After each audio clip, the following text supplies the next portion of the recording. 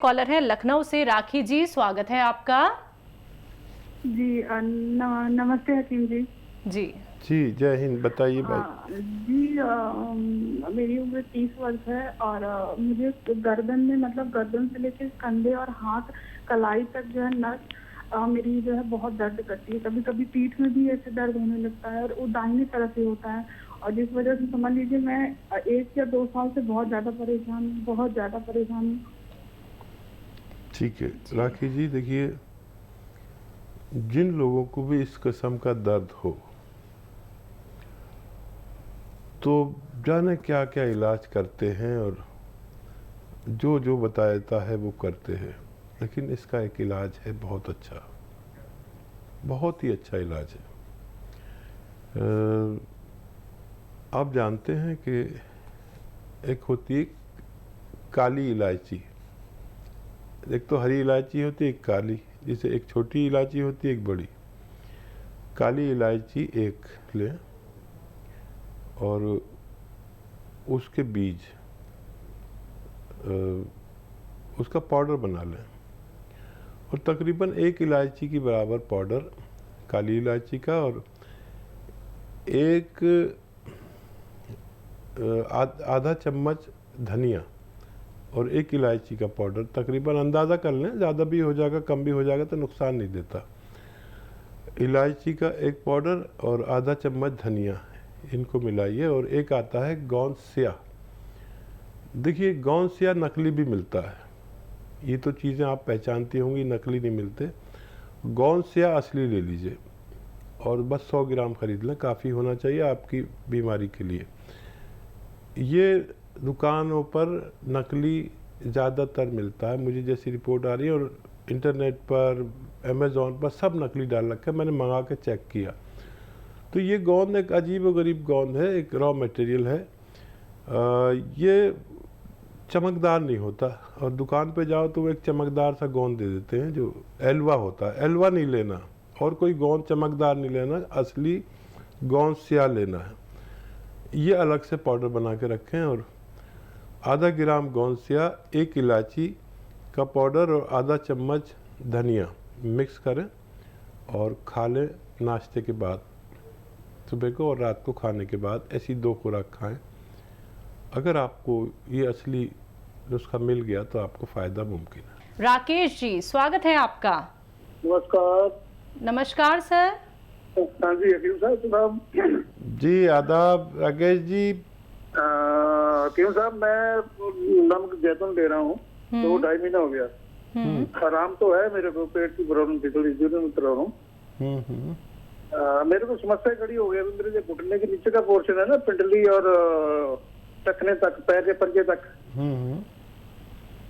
उसमें बहुत पेन होता है मेरे को। मेरे थोड़ा चलने में प्रॉब्लम हो गया, अगर मैं लेट भी रहा हूँ, आराम भी कर रहा हूँ, तब भी दर्द हो रहा है। तो इसके लिए बता दो, कुछ नमक बंद कर दूं या कुछ और खाना शुरू करूँ? जी देखिए ये जो लक्षण हैं ये साइटिका के हैं। जब भी किसी की पिंडली में दर्द हो, पंजे में भी हो या थाइज में हो, और कमर में हो या ना हो, लेकिन ये मर्ज होता है कमर में, वहाँ नसें दबती है। अगर आप हेल्दी हैं तो थोड़ा वज़न कम कर लें और वेस्टर्न टॉयलेट का इस्तेमाल करें। वेस्टर्न टॉयलेट कुर्सी वाला शौचालय।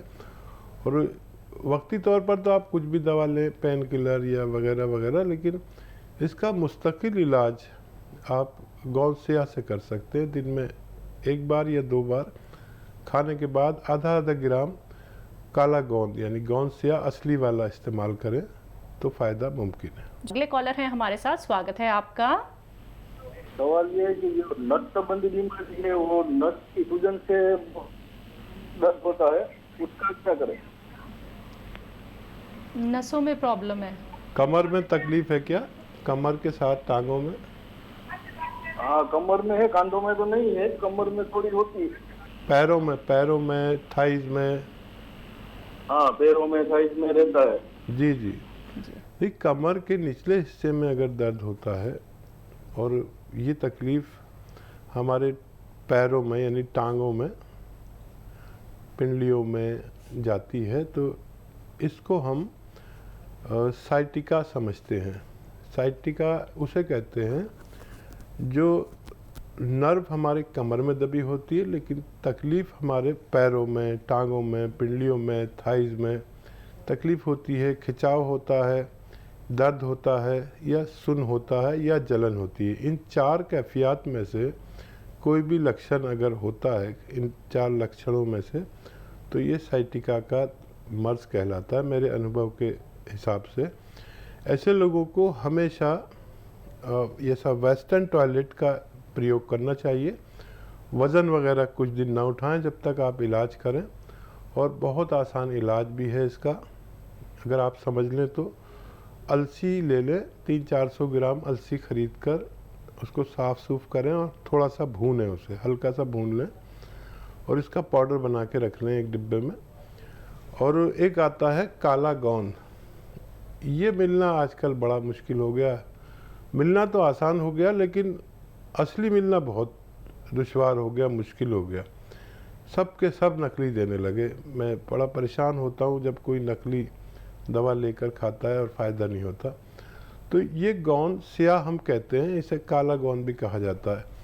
अच्छा, मार्केट में बहुत सारी चीज़ें मिलती जुलती हैं, दवाइयाँ, तो गोंद भी मिलते जुलते होते हैं।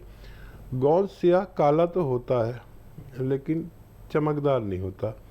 और जिस दुकान पे भी हम जाते हैं, वो उससे गोंद स्याह मांगो तो वो एक काला गोंद तो देता है, लेकिन वो चमकता है। चमकने वाला कोई गोंद ना लें।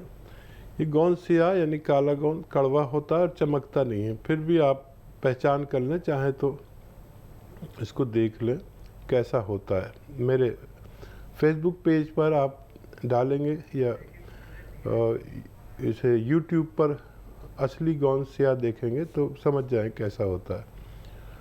तो ये अगर मिल गया तो 15-16 रुपये रोज़ का इलाज है। देखो आप, कच्ची दवा है ये, रॉ मटेरियल 100 ग्राम बस खरीद लें, काफ़ी होना चाहिए आपके रोग के लिए। इसको अलग से पाउडर बना के रखें।